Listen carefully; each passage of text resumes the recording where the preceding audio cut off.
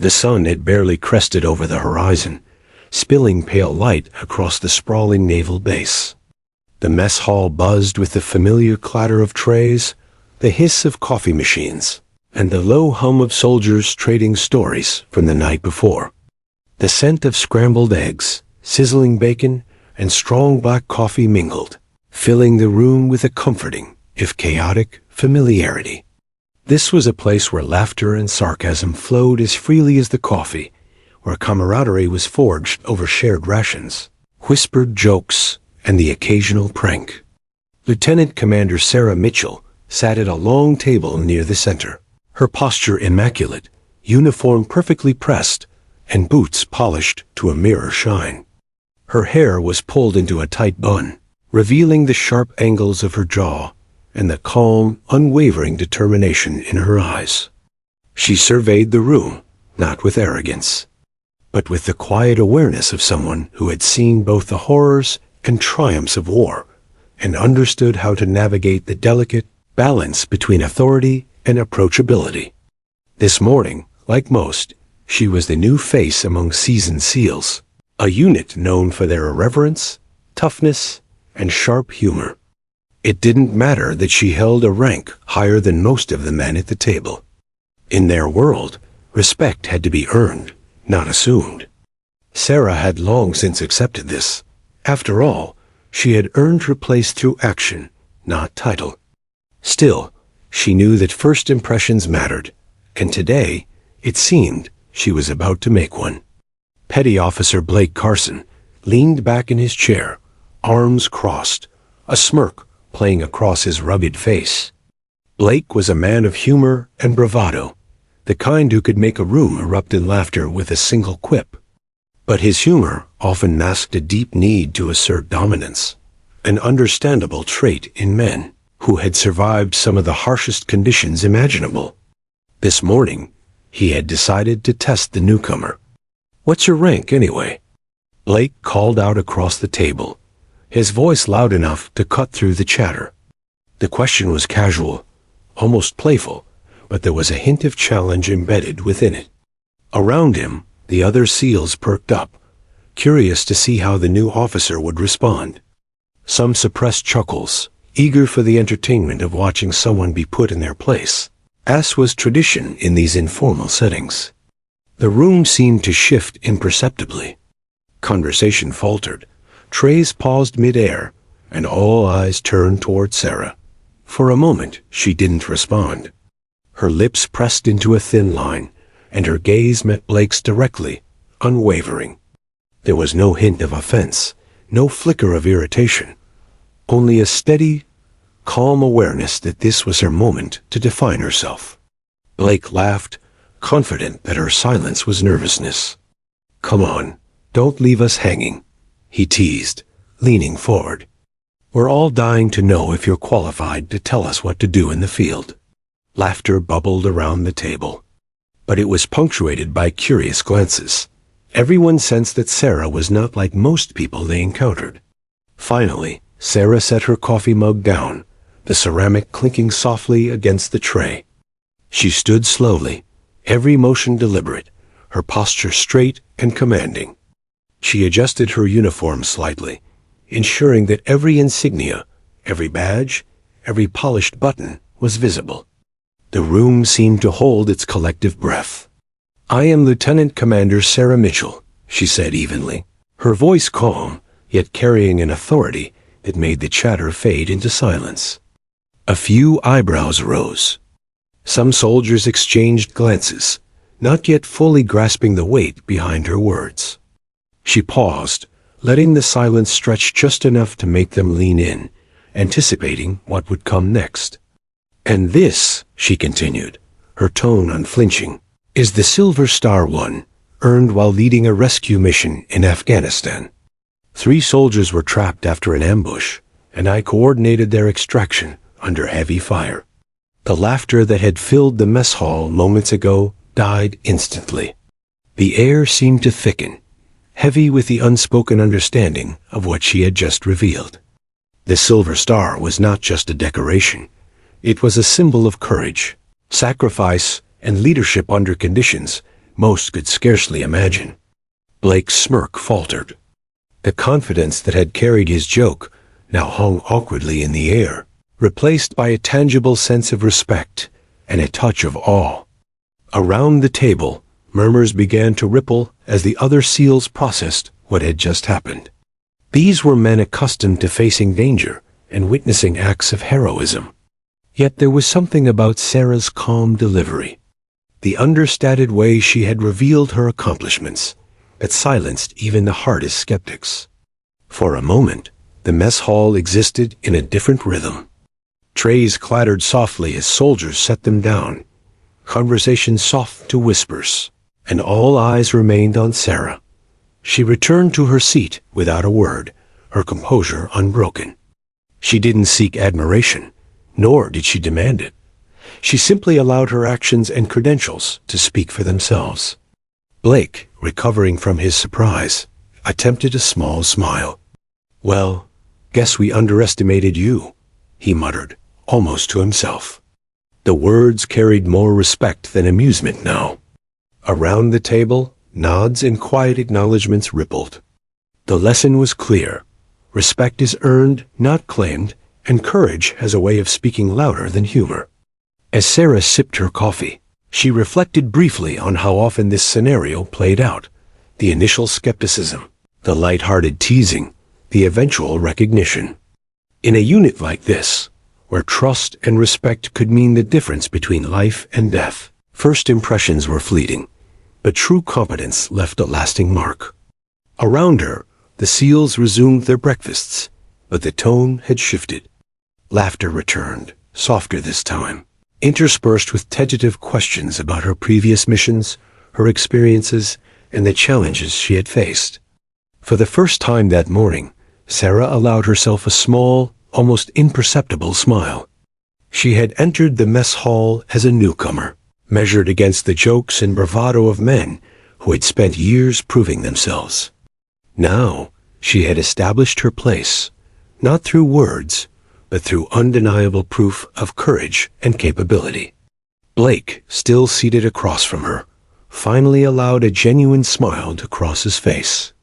He leaned back, shaking his head slightly in disbelief and admiration. "Didn't see that coming," he admitted quietly, just loud enough for her to hear.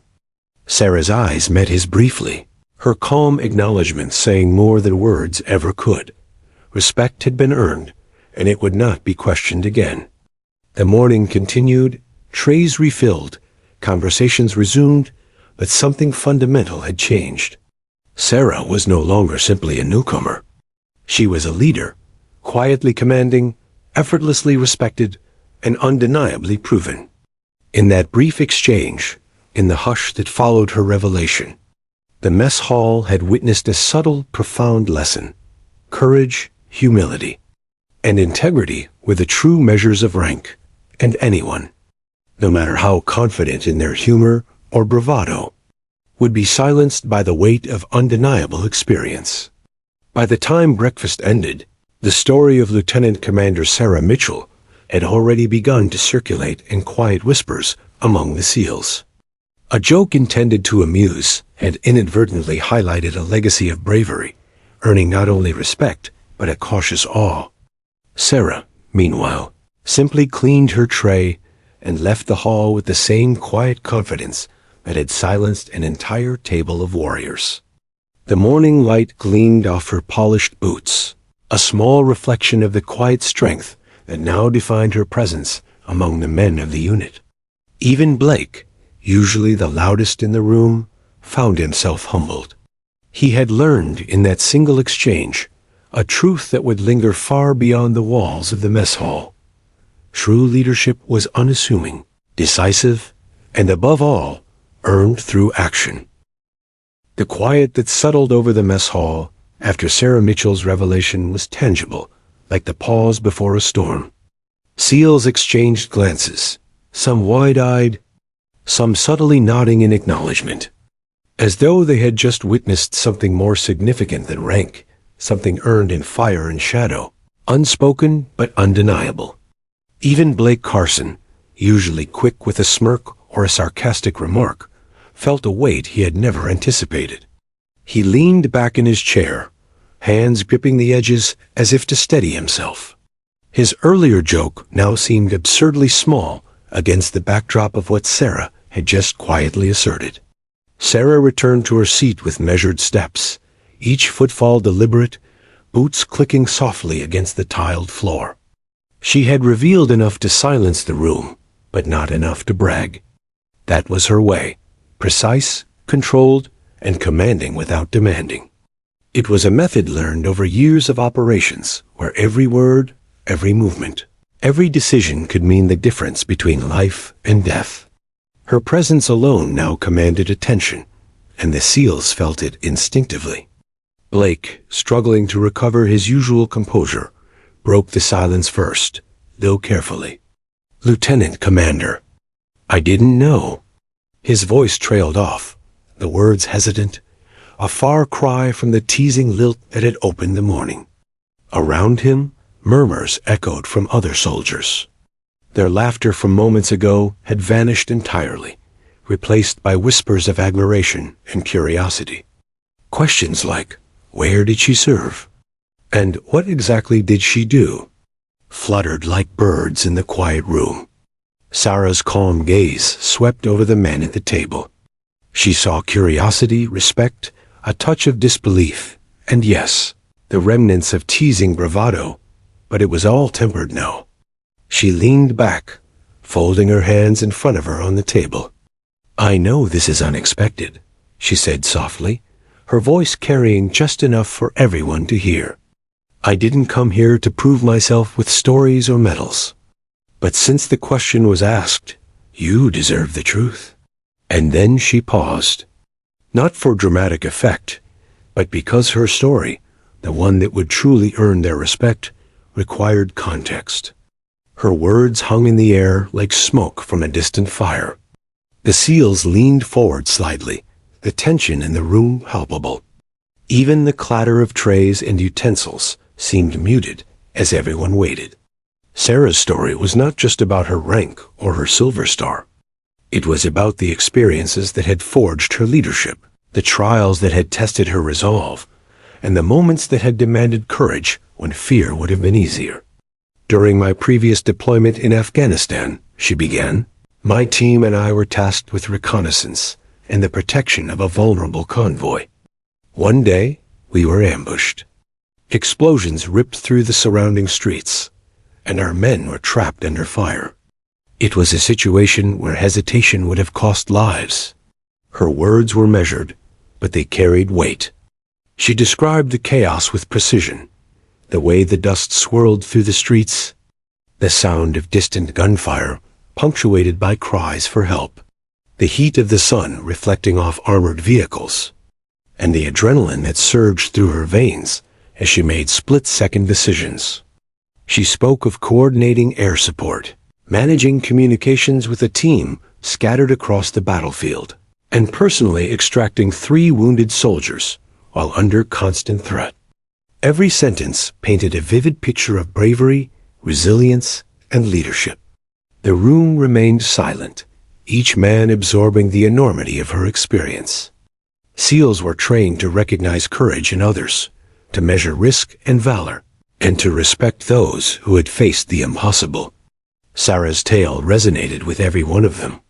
It was not just the act of bravery that impressed them, but the composure, strategy, and unwavering commitment that had defined her actions. Blake, who had been skeptical just moments ago, felt a mix of awe and humility. He had joked, as all soldiers did, to test boundaries, to provoke reactions, to assert dominance. But here, faced with undeniable proof of courage and capability, he realized that respect could not be demanded. It had to be earned. And Sarah Mitchell had earned it effortlessly. "What? How did you even manage that?" whispered one of the younger SEALs, almost under his breath, yet loud enough for the group to hear. Sarah simply smiled, her eyes steady and calm. "We did what had to be done. There was no other option. Lives were at stake." Her humility only heightened the respect she commanded. There was no boastfulness in her tone, only clarity, precision, and the quiet authority of someone who had faced chaos and emerged unshaken. A ripple of acknowledgement moved through the room. Soldiers exchanged nods, some discreetly offering a touch of admiration, others leaning in as though hoping to glean more wisdom from the woman who had just silenced an entire table with truth and experience. Blake cleared his throat, attempting to regain composure, but even he struggled. His usual bravado had no place here. It had been replaced by genuine appreciation. As Sarah continued to answer questions, she spoke not just about heroics, but about teamwork, responsibility, and the weight of command.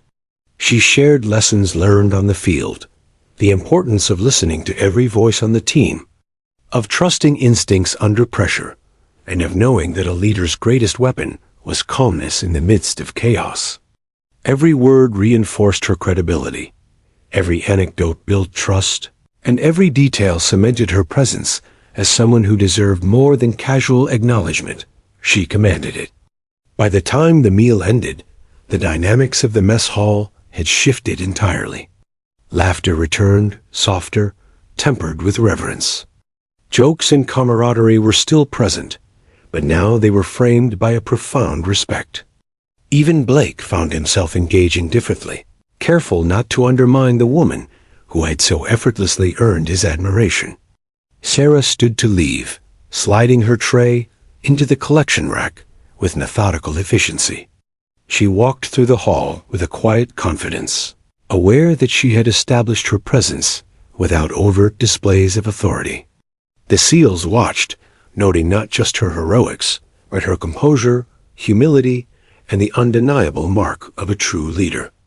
As she stepped outside into the bright morning sun, the chatter of the mess hall faded behind her. The air felt different now, charged with the lessons of courage, respect, and the subtle power of earned authority. Even Blake lingered, staring after her, understanding that this encounter would linger in his memory far longer than any joke or casual tease. For Sarah Mitchell, this was just another morning, another group to lead, another chapter in a career defined not by words, but by actions.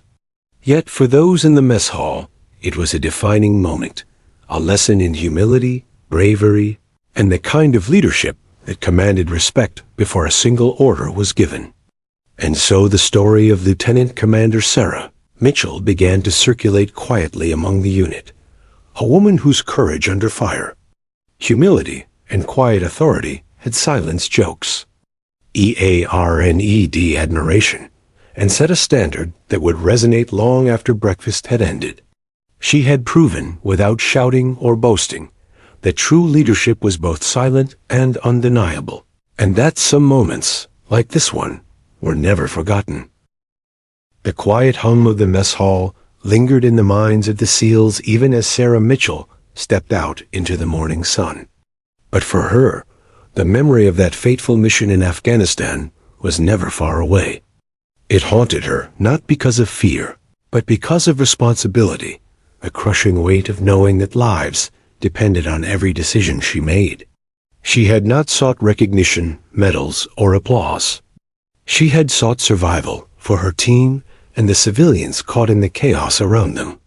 It had been mid-afternoon in the rugged mountains of northern Afghanistan when the ambush occurred.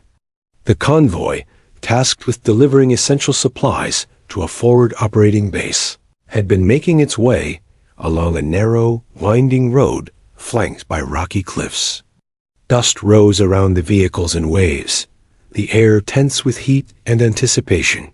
Sarah had been in the lead vehicle, scanning the surroundings with a practiced eye, noting every movement, listening for the faintest anomaly in the landscape. Then it happened. The first explosion tore through the air, shattering the quiet with deafening force. Rocks and debris rained down as gunfire erupted from hidden positions. Soldiers screamed as vehicles were disabled, men pinned down by enemy fire. In that instant, the routine operation had dissolved into chaos, and Sarah knew she had only seconds to act. Her mind raced, but her movements remained calm, precise. "Secure your positions," she ordered over the radio, her voice cutting through the panic. She assessed the situation with military precision.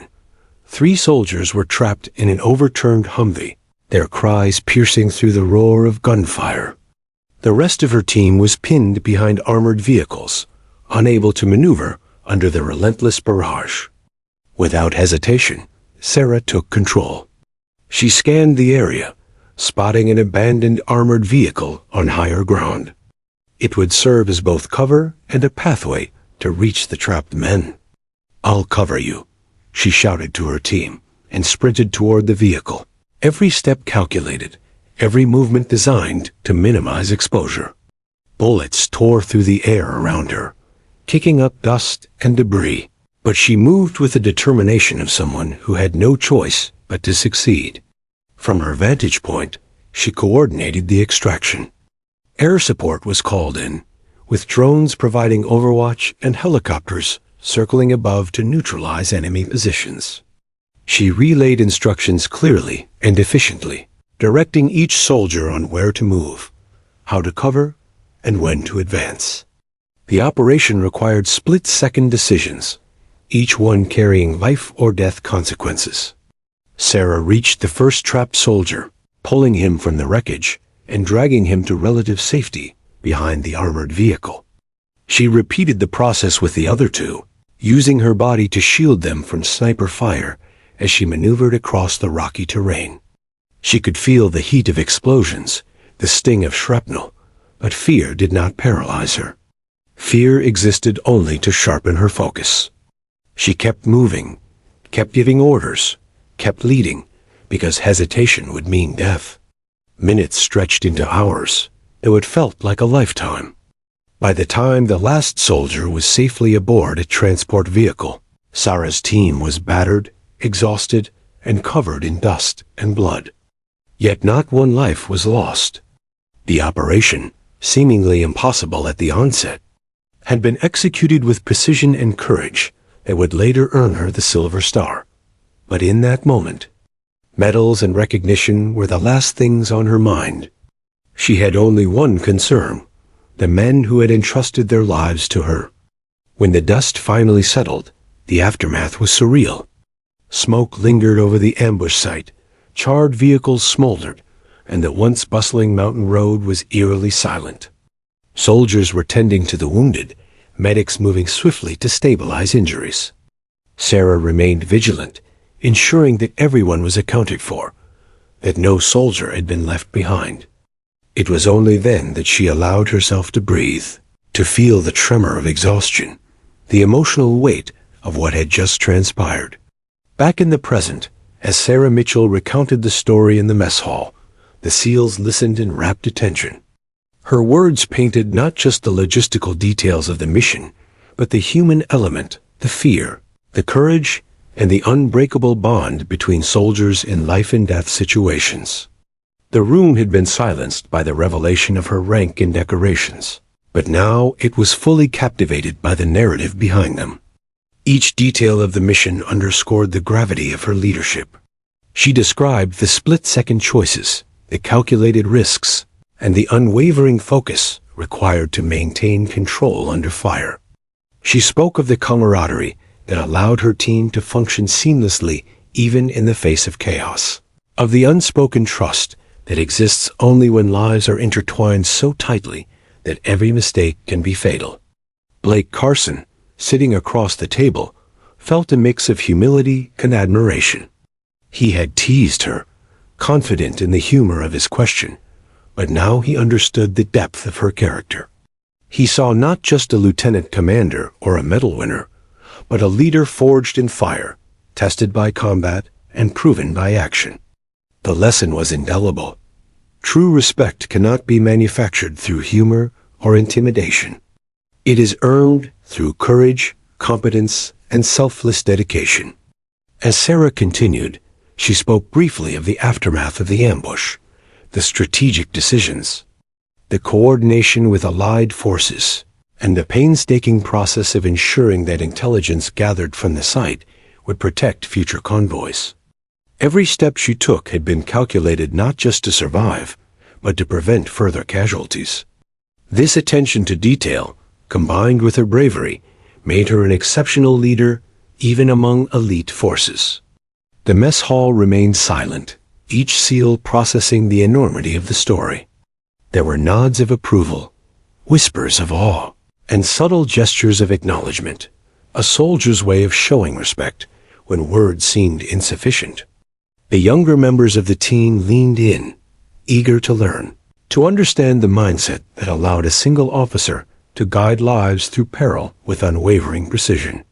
Blake, now fully aware of the weight of her experience, muttered to himself, "I can't believe I joked about this." He looked around, noticing the change in the room. The atmosphere had shifted completely. Admiration had replaced humor, and respect had replaced doubt. What had started as a light-hearted question had transformed into a profound lesson in leadership, courage, and humility. Sarah Mitchell finished recounting the mission without dramatics, without embellishment. She allowed the weight of her words to settle naturally, trusting that her actions spoke louder than any additional explanation. The SEALs absorbed the story, understanding that leadership was not about asserting dominance, but about guiding, protecting, and making impossible decisions with clarity and calm. By the end of the morning, the story of the ambush, the rescue, and Sarah's calm command had left an indelible mark. The SEALs returned to their routines with a new understanding of the woman who had silently entered their unit and immediately earned their respect. Even Blake, who had initiated the joke, now carried a quiet reverence, aware that his first impression had been completely upended. Outside, the morning sun climbed higher over the base, casting long shadows across the training grounds. Sarah walked with steady steps, fully aware of the unspoken acknowledgement she now carried from her peers. She had demonstrated courage under fire, leadership in chaos, and humility in success, qualities that could not be feigned or faked. And in doing so, she had set a standard, not just for herself, but for every soldier who had come to serve alongside her. In the mess hall, the echoes of her story lingered. Conversations that resumed were now richer, deeper, and carried a subtle shift in tone. Humor returned, yes, but it was tempered with understanding. Respect had been earned, not demanded, not requested, but achieved through actions that spoke louder than any words or titles ever could. And for Blake Carson, the lesson was unforgettable. Sometimes, a simple question could reveal a story far greater than anyone anticipated, a story of valor, leadership, and the quiet strength of a woman who had faced fire and emerged unshaken. The mess hall, usually alive with chatter, clattering trays, and the low hum of jokes, had been transformed. It was subtle but undeniable. Conversations now carried a quieter cadence. Eyes lingered a little longer on Lieutenant Commander Sarah Mitchell, and a reverent energy filled the space. What had begun as a casual morning with humor and camaraderie had become a lesson in humility and earned respect. Soldiers, seasoned by years of combat, recognized something extraordinary in her presence, a calm authority born of action, courage, and unwavering leadership. Blake Carson sat stiffly in his chair, arms crossed, a flicker of shame and admiration mixing in his eyes. He had entered the room confident, eager to tease the newcomer, to assert his humor and perhaps, subconsciously, his rank among the men. But now, facing the reality of Sarah's experience, he felt the humbling weight of his earlier arrogance. She hadn't needed to demand respect. She had earned it with silent authority, with the power of deeds over words.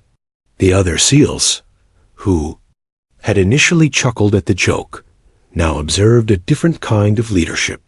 It was a quiet, unassuming strength, one that did not rely on theatrics or loud proclamations. They saw someone who had faced unimaginable danger and had made decisions under pressure that saved lives. Each subtle gesture, each measured word, each glance held authority because it was backed by experience and valor. Sarah, sensing the shift, remained composed. She did not flaunt her accomplishments or allow the story of her heroism to dominate the room. She simply allowed the knowledge to exist, letting it settle like a stone dropped in still water, ripples, spreading subtly, transforming the energy of the unit without anyone needing to be told what to think. This was leadership in its purest form. Influence without force, respect without demands. Blake, still struggling to regain his usual confidence, muttered under his breath, "Guess I really underestimated her." The younger SEALs at the table nodded quietly, some whispering among themselves, trying to process the stark contrast between what they had expected and the reality of her presence. Sarah's composure had left an impression that humor could not touch, authority that could not be questioned, and a legacy of courage that would remain unshakable. As Sarah finished her coffee and prepared to leave the mess hall, the room's energy shifted once again.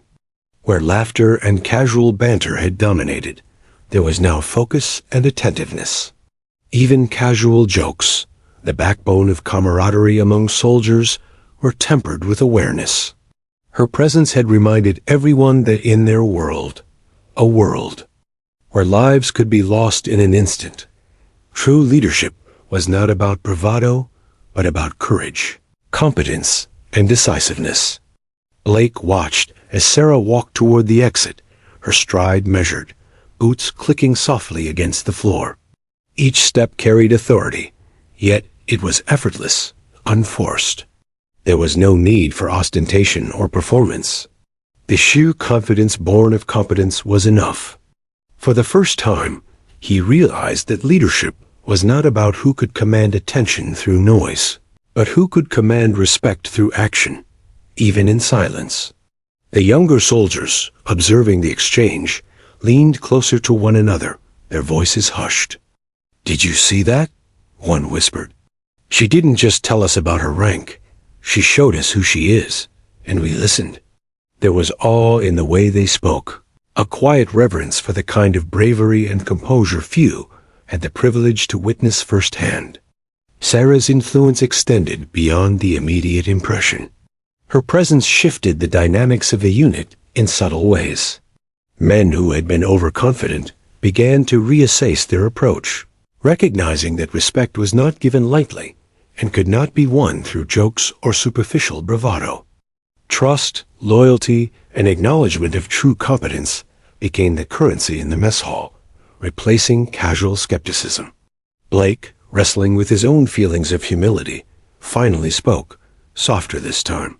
"Lieutenant Commander, I didn't expect." His voice faltered. The words were unnecessary. Sarah's calm acknowledgement, a small nod, a quiet smile, was enough. The lesson was absorbed without lecture or admonishment. Leadership and respect are earned through courage and action, not titles or jest. In the following days, Sarah's impact continued to unfold. The SEALs, initially wary or skeptical, now observed her with attentiveness. When she gave instructions, they listened carefully, understanding that every word carried weight, every decision was deliberate, and every action had been tempered by experience. Her presence fostered cohesion within the team. Where uncertainty might have existed, there was clarity. Where competition might have sparked friction, there was collaboration. Blake found himself reflecting more than once on the morning of the mess hall incident. He had intended a harmless joke, a moment of levity, but it had revealed something far more profound, the quiet power of earned respect. In a room filled with warriors accustomed to facing danger, he had been reminded that some authority is indisputable, some courage undeniable, and some leaders beyond reproach. Sarah, ever aware of her surroundings, continued her routine without fanfare. She moved through the base with measured confidence, interacting with soldiers both junior and senior, offering guidance without condescension. Her humility was palpable. She never sought to elevate herself above the men around her, yet they could not help but recognize her presence. In the way she carried herself, they saw the embodiment of experience, calmness under pressure, and unwavering resolve. Over time, the mess hall itself became a place where her influence was quietly acknowledged. Laughter returned fully, but it was now infused with an understanding that beneath humor lay seriousness, beneath camaraderie lay respect, and beneath casual greetings lay recognition of competence and courage. The energy in the room had shifted from skepticism to trust, from jest to genuine acknowledgement of leadership and skill. For Blake, the lesson was indelible. He had entered the morning expecting a joke, expecting a light moment, and instead, he had encountered a living example of excellence under pressure. It was a reminder that in the world they inhabited, where every decision could have fatal consequences, true leadership was priceless, and true courage could not be fabricated. Even in moments of downtime, when the unit relaxed or trained, Sarah's presence continued to shape behavior and attitudes. Soldiers found themselves thinking twice before making assumptions or casual dismissals. Her calm authority served as a model, teaching the value of composure, precision, and humility. It became evident that leadership was not just about giving orders or wearing insignia. It was about being someone others could trust to guide them through chaos, to make decisions that mattered, and to act with courage when lives were on the line. By the end of the week, the story of the mess hall encounter had spread quietly among the ranks. Newcomers who had not been present that morning sought to observe, to understand, and to learn from Sarah's demeanor. Blake, once a skeptic and teaser, now found himself defending her to anyone who doubted her capability or experience. Respect had been earned, not through argument or assertion, but through calm confidence, unwavering action, and undeniable courage. Sarah, aware of the subtle shift but never seeking recognition, continued her duties with her characteristic precision. She trained with the SEALs, advised her team, and coordinated operations with the same focus and clarity that had defined her career. And yet, in every interaction, in every glance, and in every word spoken, the lesson from the mess hall morning remained clear. Respect is not given. It is earned, it is maintained, and it can change the dynamics of a room, a team, or even a unit. Blake, watching her navigate the day with effortless authority, finally understood that he had witnessed something rare. Not just a decorated officer, but a true leader whose influence extended far beyond medals or rank. And in that understanding, the weight of respect settled firmly in his mind, a reminder that courage, humility, and competence are far more powerful than humor or bravado. The mess hall, once a place of casual banter and joking, had become a quiet testament to earned respect. Soldiers now approached their meals and conversations differently, with subtle deference and recognition of the quiet strength Sarah brought into their midst. In the world of SEALs, where trust and loyalty can mean the difference between life and death, she had demonstrated both in abundance, leaving a mark that would not fade.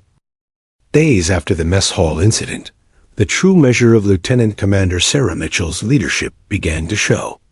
The story of her Silver Star and the ambush had already spread quietly through the unit, but medals and past heroics could not alone earn loyalty or trust. That required daily action, presence, and the kind of decisiveness that only experience forged in fire could teach.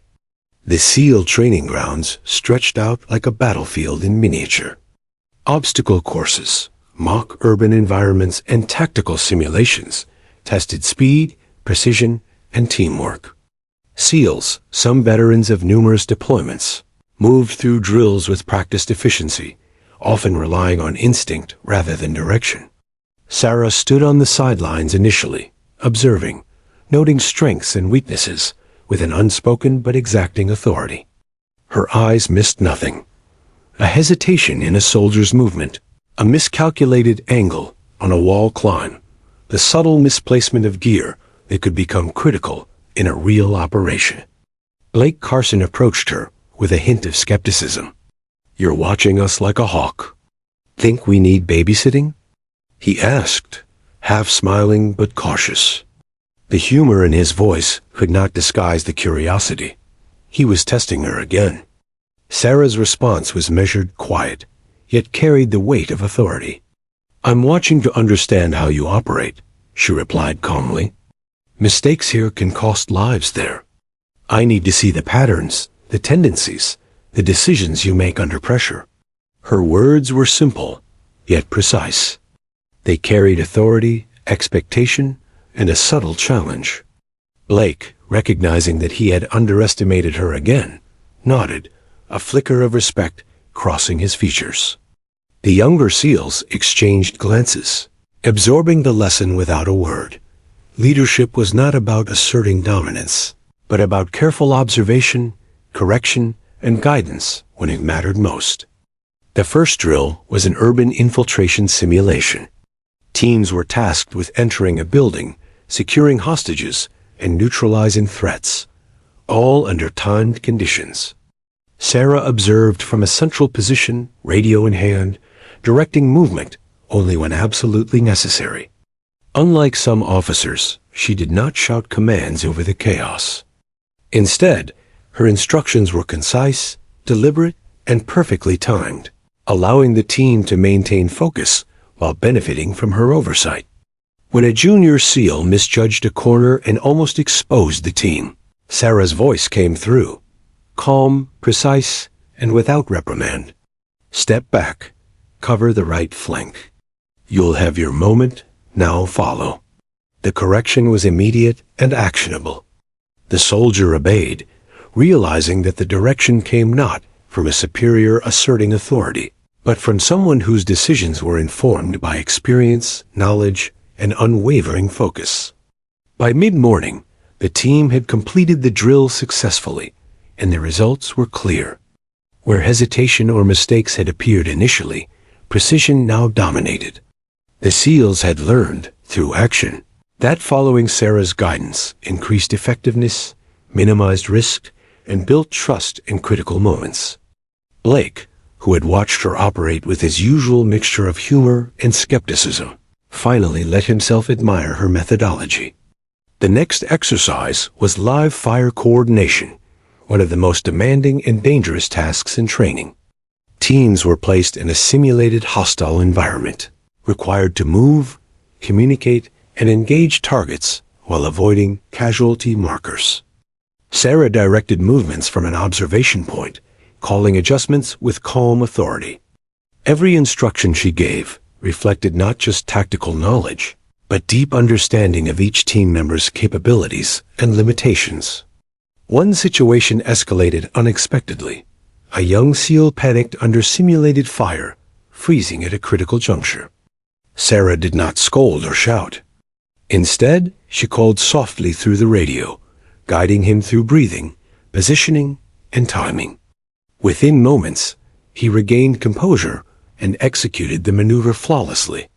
The room witnessed not only technical proficiency, but the subtle art of leadership, how to command respect and trust without intimidation, how to cultivate confidence in those under pressure. During a break, Blake approached her quietly. "I didn't know. You handle people like this too," he said, almost in awe. "I thought your reputation was just about field heroics." Sarah smiled slightly, the calm that had so often silenced a room still present. "Heroics don't sustain a unit," she replied. "Leadership does. Training, guidance, trust. That's what keeps us alive."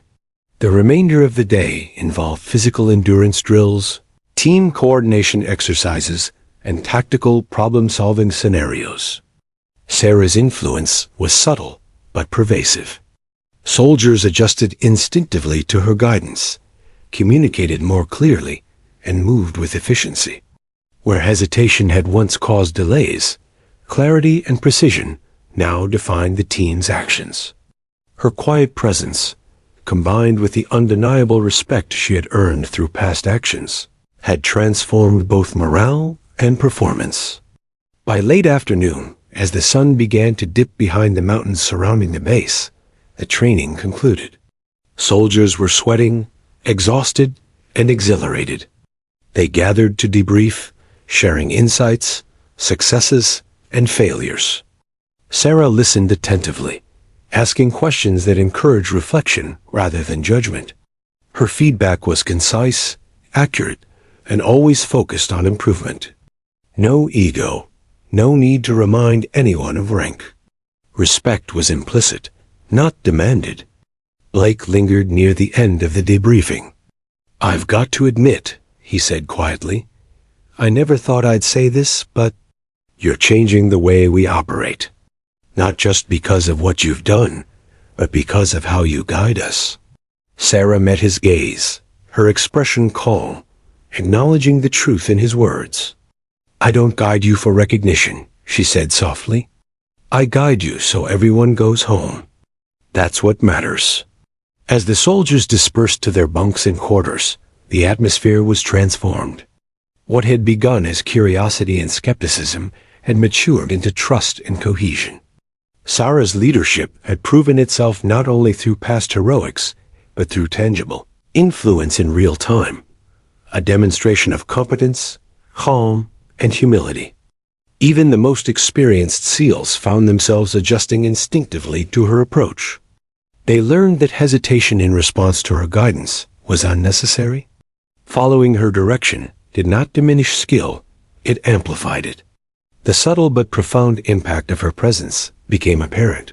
Efficiency increased, coordination improved, and morale strengthened. Back in the quiet of her quarters that evening, Sarah reflected on the day. Leadership, she thought, was rarely about grand gestures or dramatic speeches. It was about understanding people, anticipating challenges, and acting decisively when stakes were highest. She had seen enough chaos in her career to know that the lives of those under her command depended on these qualities. She had earned respect in the mess hall that morning, but true leadership required consistency, every action, every interaction, every decision reinforcing the trust placed in her. Over the next week, Sarah's influence continued to permeate training sessions. Small adjustments in technique, subtle corrections, and careful guidance had cumulative effects. The SEALs, who had once relied solely on instinct and past experience, now incorporated her insights into their performance.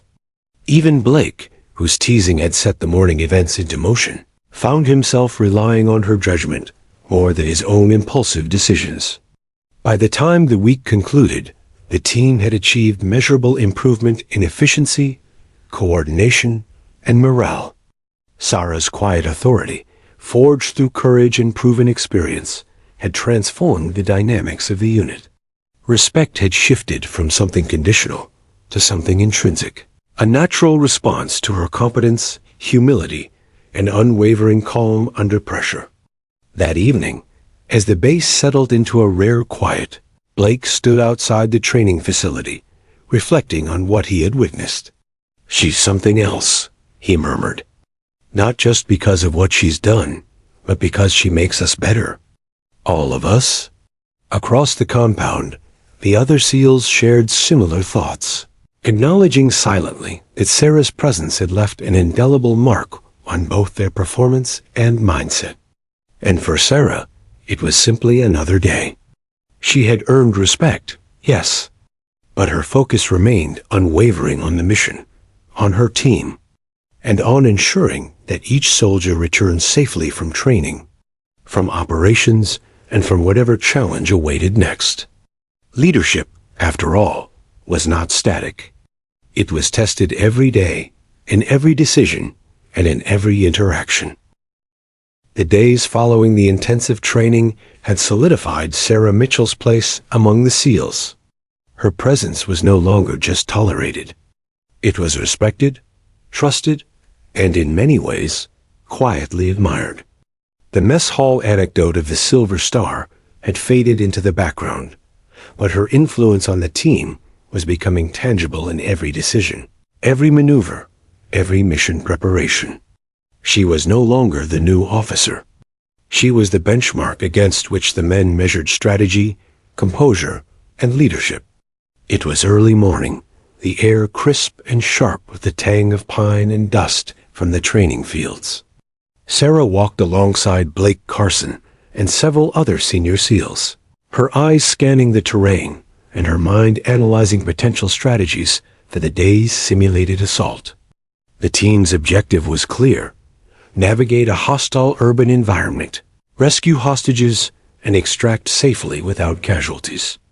It was a scenario designed to push even the most seasoned operators to their limits. Blake, though seasoned, found himself deferring to her instinctively. "You really see everything," he murmured as they approached the starting point. "I don't know how you do it." Sarah's expression was calm, unreadable, yet tinged with the faintest smile. "I don't see everything," she said, her tone soft but authoritative. "I see patterns, anticipate risks, and watch for human behavior. That's how you lead effectively." The simulation began, and the team moved with precision. Sarah's guidance was subtle but profound. She would step in only when necessary, providing direction that was both timely and actionable. Where hesitation appeared, she corrected. Where mistakes threatened efficiency, she intervened with calm authority. Unlike the chaotic bluster often seen in training, her commands were concise, confident, and infused with the credibility of experience. During the exercise, one of the junior SEALs froze in a narrow corridor under simulated gunfire, uncertainty written across his face. Sarah was instantly aware. "Relax your stance. Focus on your target," she called calmly. "Cover the right flank while moving forward. You've got this." Her voice carried no fear, no judgment, only precise instruction. The soldier followed her guidance, and the team continued without interruption. The effect was immediate.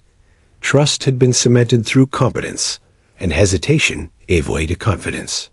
Blake, observing from the rear, couldn't help but notice the transformation in the team. Where skepticism had once existed, there was now cohesion. Where doubt had lingered, there was now reliance. Sarah's leadership had shifted the dynamics entirely. It wasn't fear or intimidation that commanded attention. It was trust, forged through competence, calmness, and consistent action. By mid-morning, the simulation had reached its climax. Hostages were rescued, threats neutralized, and the team exited the scenario with minimal errors. Throughout, Sarah remained present, guiding, observing, and reinforcing confidence. When the team gathered afterward for a debrief, she encouraged reflection rather than criticism. "What worked?" she asked. "What didn't? And how can we improve together?" Her approach was transformative. Soldiers who had previously relied solely on their instincts began to appreciate the strategic layer she brought. Blake found himself thinking differently about his own actions, analyzing patterns, considering timing, and evaluating decisions in light of her guidance.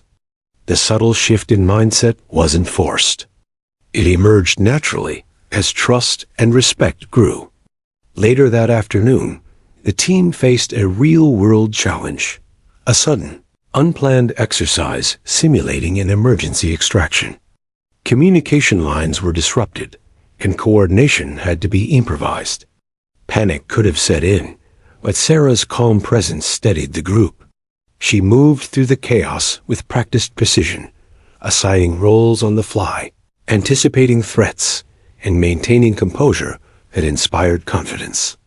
One particularly tense moment arose when a team member misinterpreted instructions, moving into a position that risked exposure. Sarah reacted instantly, her voice clear and authoritative. "Step back and cover that angle. I've got your 6, adjust now." The soldier obeyed without hesitation. The risk was mitigated, the exercise continued, and trust within the team deepened further. They saw firsthand that her authority was not abstract. It was practical, earned, and life-saving. As the exercise concluded, Soldiers began informal conversations around her. Blake approached once more, a hint of admiration now mingled with genuine curiosity. "You make it look effortless," he said. "But I know it's not." Sarah simply nodded, her expression calm. "It's not effortless. It's preparation, observation, and knowing your team. You lead best when you understand the people you're guiding, not just the mission." That evening, as the sun dipped behind the mountains, Sarah held an informal review session with the team. She emphasized communication, trust, and cohesion, reinforcing the importance of anticipating each other's movements and understanding the strengths and weaknesses within the unit. Soldiers listened intently, their focus absolute. They were no longer just executing drills. They were internalizing lessons on leadership, responsibility, and the bonds that defined elite teams. Blake, reflecting on the day, realized the full impact of her approach. He had initially seen Sarah's presence as a challenge to his authority, a test of his own skill. But now he understood that her guidance elevated the entire team. Respect had matured into trust, and trust into loyalty. He watched as soldiers discussed strategies with genuine enthusiasm, learning from each other under her steady oversight. Her influence extended beyond commands. It had shaped the team's mindset, culture, and cohesion. Over the next several days, Sarah continued to solidify these bonds. She led physical training sessions, tactical drills, and strategic exercises, consistently demonstrating competence and composure. She engaged individually with soldiers who needed guidance, offering advice, encouragement, and, when appropriate, correction. Her presence was not overbearing, yet her impact was undeniable. Soldiers instinctively sought her input, relied on her judgment, and respected her authority. In quieter moments, away from drills and simulations, the team began to approach her with personal concerns, questions, or even casual conversation. This openness was a testament to the trust she had cultivated. Soldiers felt safe seeking guidance, knowing that her response would be measured, thoughtful, and grounded in experience. Blake noticed the change in the unit dynamic. Camaraderie strengthened, confidence grew, and morale soared. One evening, after an exhausting day of exercises, the team gathered around a fire pit outside the barracks. The air was cool, stars stretched across the sky, and a rare sense of relaxation settled over the group. Soldiers shared stories, jokes, and reflections from the day. Sarah listened, occasionally contributing insight or gentle humor, her presence a grounding force. She was part of the group without diminishing her authority, a balance few could master. Blake, seated across from her, spoke quietly. "I've seen a lot in my time," he admitted. "But you inspire people differently.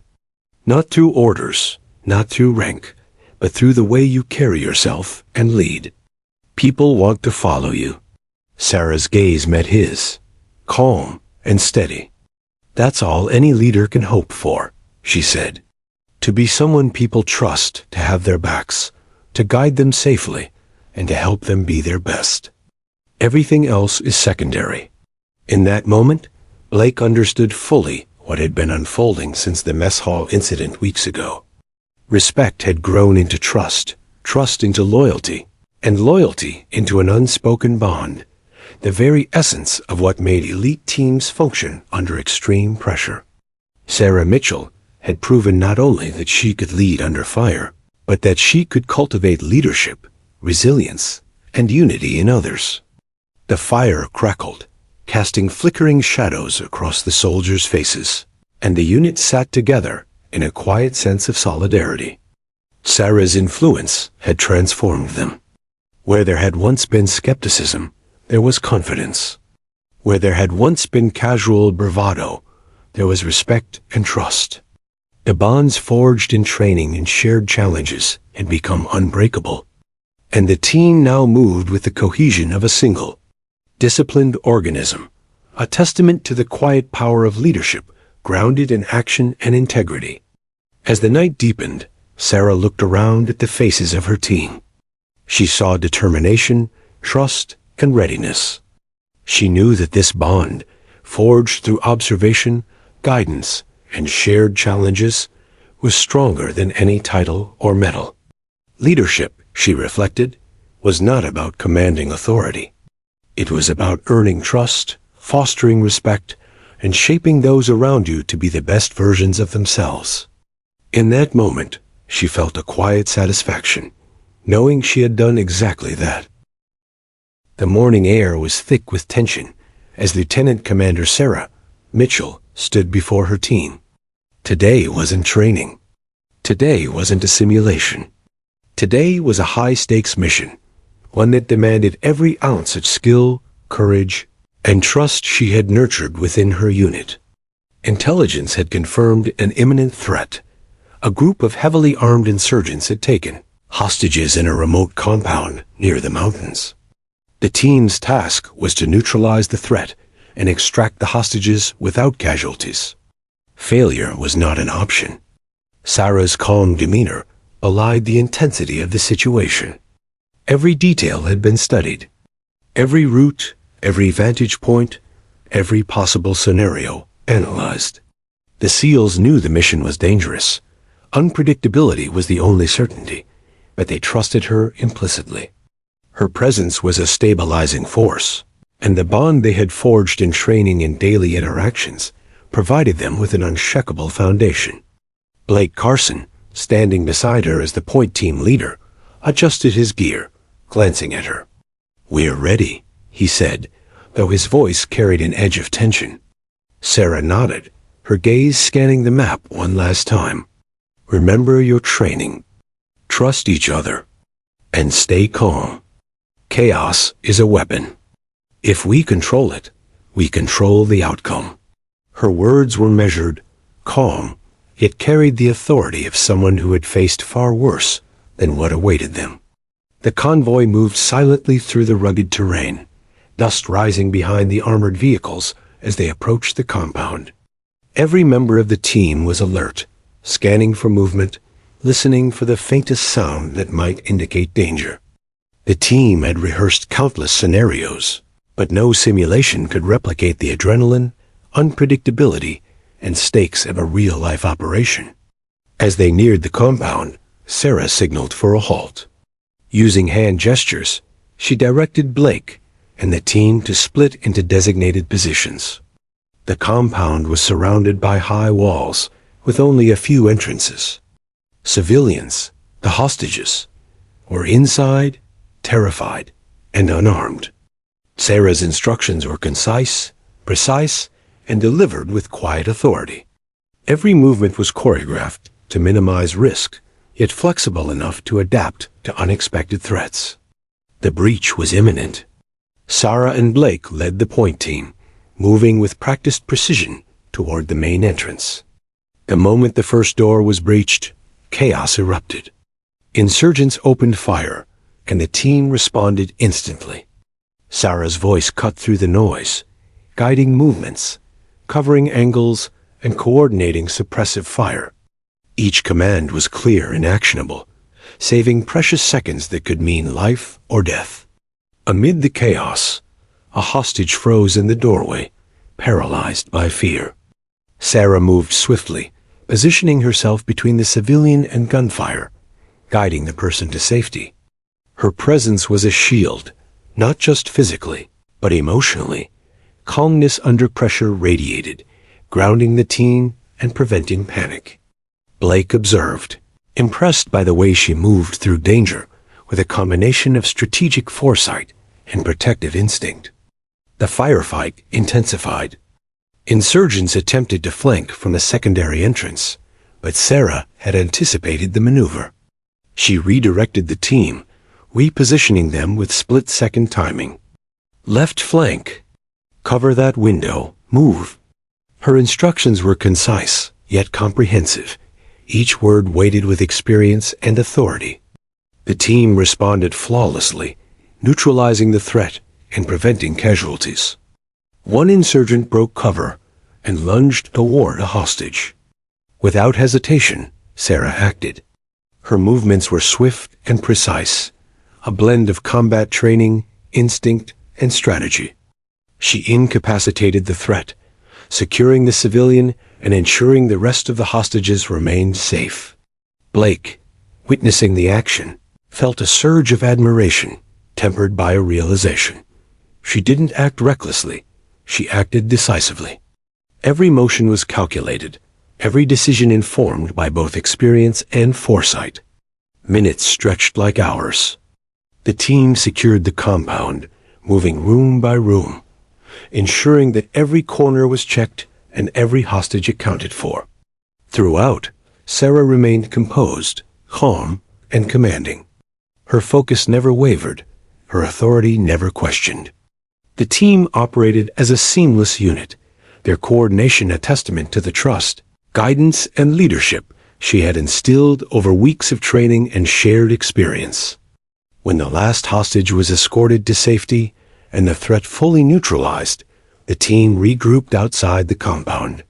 The sun had climbed higher, casting harsh light over the terrain, but the tension remained palpable. Every member of the unit felt the weight of what had just transpired. Lives had been at stake, and through it all, Sarah's guidance had ensured not a single casualty. Blake approached her quietly, admiration clear in his eyes. "You made it look almost easy," he said, though the tremor in his voice betrayed the adrenaline coursing through him. Sarah shook her head, her expression calm. "It wasn't easy. It never is. But we prepared, we trusted each other, and we executed. That's what matters." Her words were simple, but carried the weight of undeniable truth. Leadership was measured not by comfort or convenience, but by results under pressure. The team exfiltrated, the hostages safe and unharmed, the insurgents neutralized, and the mission complete. Back at base, there was no celebration, no overt fanfare. The SEALs debriefed methodically, analyzing every decision, every maneuver, and every outcome. Sarah led the debrief with the same precision and calm she had demonstrated throughout the operation. Questions were answered, mistakes noted, lessons emphasized, all delivered with clarity and authority. Blake, reflecting on the day, realized how profoundly Sarah had changed the team.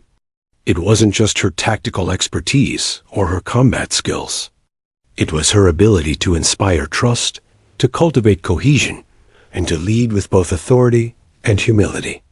Her influence was evident in the smooth execution of the mission, the absence of casualties, and the confidence radiating from every member of the team. Later that evening, as the team gathered quietly, the weight of the day's events began to settle. Soldiers shared moments of reflection, acknowledging the stakes they had faced and the guidance that had carried them through. Sarah remained present, but unobtrusive, allowing space for discussion while providing insight when appropriate. Her calm authority was both a shield and a guide, reinforcing the trust that had been earned through shared experience and proven competence. Blake finally approached her once more, alone this time, the adrenaline fading, but respect and admiration lingering. "I get it now," he said softly. "I thought the mess hall story was just impressive. But today, I've seen leadership at work. You don't just command respect, you earn it every second." Sarah's eyes met his, calm and unwavering. Leadership is about results, about protecting those under your command, and about ensuring the team operates as one. If they trust you, they'll follow you anywhere. Today, you saw that trust in action. The stars were beginning to appear as night fell over the base. Sarah watched her team from a distance, observing their interactions, the subtle ways in which trust and cohesion had been reinforced. Each soldier carried the lessons of the day with them, the importance of communication, anticipation, decisiveness, and calm under pressure. Blake, now fully aware of her capabilities and the depth of her leadership, felt a quiet gratitude. He had teased her weeks ago, underestimating the woman who had now led them through one of the most challenging missions of their careers. Sarah Mitchell's leadership had proven itself, not in stories told or medals displayed, but in action, in trust earned, and in lives saved.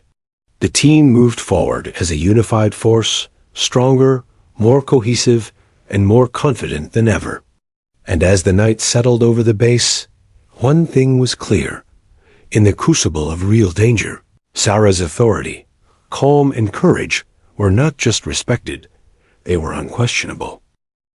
The night air was still over the base, punctuated only by the occasional distant hum of a helicopter or the low murmur of guards. Inside the mess hall, the SEALs gathered again, but this time it was different. No casual teasing, no bravado, no playful banter. There was a quiet sense of reflection, of processing the week's events, of internalizing lessons that could not be taught through drills alone. Today had been real. Today had tested them beyond the boundaries of training. And throughout it all, Lieutenant Commander Sarah Mitchell had led with unwavering authority, calm precision, and courage that inspired trust at every turn. Blake Carson looked around the room, seeing the subtle changes in his team. The younger SEALs were more confident, their movements more assured, their communication precise. The veterans moved with efficiency and clarity, operating as a cohesive unit that had been transformed by experience and guidance. And at the center of it all, Sarah remained composed, her presence commanding respect not through intimidation, but through a quiet demonstration of capability, insight, and integrity. It had been months of rigorous training, small missions, and challenging exercises that had prepared them for the events of today. Yet nothing could replicate the adrenaline, unpredictability, and stakes of a live extraction under hostile fire. Sarah had anticipated every possible scenario, yet adapted flawlessly to the ones she hadn't predicted. Her calm in chaos, her decisiveness under pressure, and her unwavering concern for every member of her team had ensured that no lives were lost. It was the embodiment of leadership in its purest form. The SEALs had watched her act, move, and command, and they had followed without hesitation. Trust had been forged in the crucible of shared danger. Confidence had grown from competence, and loyalty had been cemented through action rather than words. Blake, who had once been the one to test her with a joke in the mess hall, now understood the profound depth of her influence. Humor had given way to genuine admiration.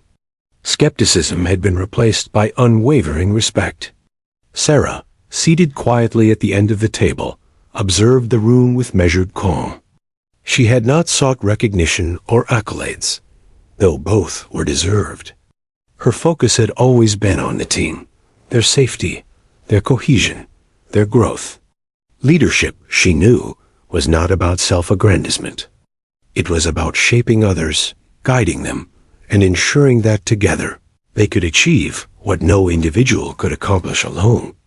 The unit's commanding officer entered the room, carrying with him a sense of ceremony that was rare in their daily routines. He had watched the mission unfold, studied the debriefings, and observed the team's cohesion and execution. His eyes settled on Sarah, and he offered a nod of acknowledgement that spoke volumes. "Outstanding work, Lieutenant Commander," he said. "Your leadership ensured the success of a mission that could have cost lives. Your team's performance today reflects the trust and respect you've earned. Well done." There was no fanfare, no speeches, no exaggerated ceremony, only acknowledgement and the unspoken weight of achievement. The SEALs responded with quiet nods, understanding that in their world, action spoke louder than words.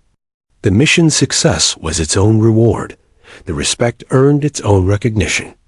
And yet, for those who had witnessed it firsthand, Sarah Mitchell had become more than a leader. She had become a symbol of what true courage, composure, and leadership could accomplish. Blake approached her later, once the room had begun to empty. "I never imagined," he said softly, "that one person could have this much influence. Not through rank or medals, but just presence, calm, precise, commanding. You've changed the way this team operates. I've learned more from watching you than any drill or briefing." Sarah regarded him with her usual calm, the faintest smile touching her lips. "Leadership isn't about one person," she said. "It's about ensuring that the team functions as one." Today proved that trust, preparation, and clear guidance can turn even the most challenging mission into success. "You all did your part. I only guided it." The younger SEALs, hearing the exchange, felt a mixture of inspiration and reassurance. They realized that the lessons they had learned over weeks, to trust, to communicate, to remain calm under pressure, were not abstract concepts. They were tangible skills, forged through action and example, and embodied perfectly by Sarah Mitchell. Respect for her had evolved into something deeper: admiration, loyalty, and an understanding of what leadership truly meant. Over the following days, the team's cohesion continued to strengthen. Training sessions became even more effective, as soldiers now instinctively coordinated with one another, anticipating movements and needs before they were spoken. Mistakes that once might have caused hesitation or conflict were now corrected swiftly and efficiently, guided by the lessons Sarah had imparted through example. Her influence extended beyond tactical proficiency. It had shaped the mindset, discipline, and culture of the entire unit. Blake, reflecting on the arc of events, realized how transformative Sarah had been. She had entered the mess hall as a newcomer, a decorated officer whose achievements had initially seemed distant and almost abstract.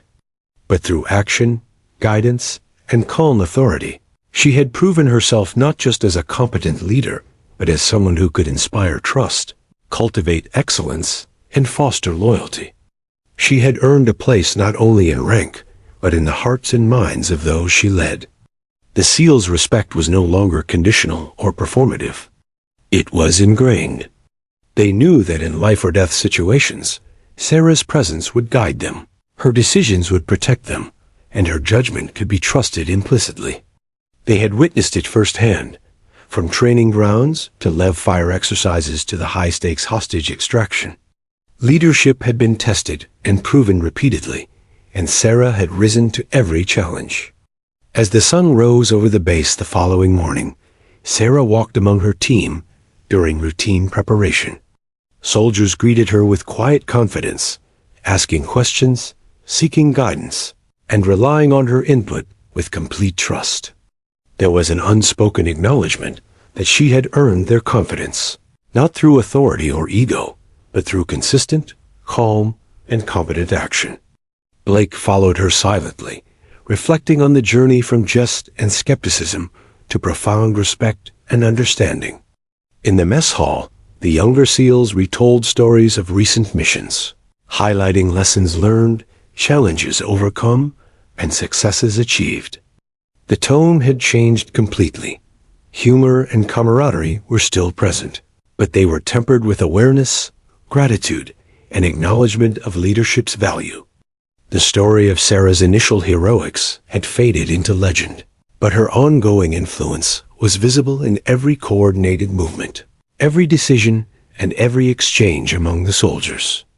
Sarah, observing from a distance, understood that her legacy was not measured by medals or recognition, but by the confidence, skill, and cohesion she had instilled in her team. Her impact would persist long after individual missions were completed, shaping the unit's culture and the way every member approached leadership, trust, and responsibility. Blake finally approached her one last time, the words heavy with sincerity. "I think I understand now," he said. "It's not about the medals, the rank, or even the missions themselves. It's about earning trust, inspiring confidence, and guiding others to be their best. You've done that, and we all follow because we want to, not because we have to." Sarah nodded, her gaze steady. "Exactly. That's all leadership truly is. Earn it, maintain it, and never take it for granted." As the day progressed, the team continued their routines with renewed focus, confidence, and cohesion. The lessons learned, trust earned, and respect gained were no longer theoretical. They were operational, ingrained, and evident in every action. Sarah Mitchell had proven herself not just as a decorated officer, but as a leader whose influence extended far beyond rank or recognition, a leader whose courage, composure, and guidance would continue to shape the lives and performance of every soldier under her command. In the quiet moments, when training ended and the base settled into its routine rhythm, Sarah allowed herself a small reflection. She had faced challenges, guided her team through danger, and earned respect through action rather than assertion. The path had been demanding, the stakes high, and the responsibility immense. But in witnessing the growth, trust, and cohesion she had fostered, she knew that every decision, every action, and every moment of calm under pressure had been worth it. The SEALs, for their part, carried her influence forward. Blake Carson, once a skeptic, now a devoted follower of her guidance, recognized that leadership was not about ego, but about impact. The younger soldiers internalized lessons in trust, cohesion, and composure that would stay with them for careers. And the veterans understood that true authority is earned, not demanded. And so, the legacy of Sarah Mitchell endured, not as a story told for accolades or recognition, but as a living testament to courage, leadership, and the quiet power of earning respect through action. In the crucible of challenge, and under the pressure of real-world stakes, she had transformed a group of skilled soldiers into a cohesive, disciplined, and inspired unit. Her leadership was a blueprint for excellence, and her impact, both seen and unseen, would shape the team for years to come.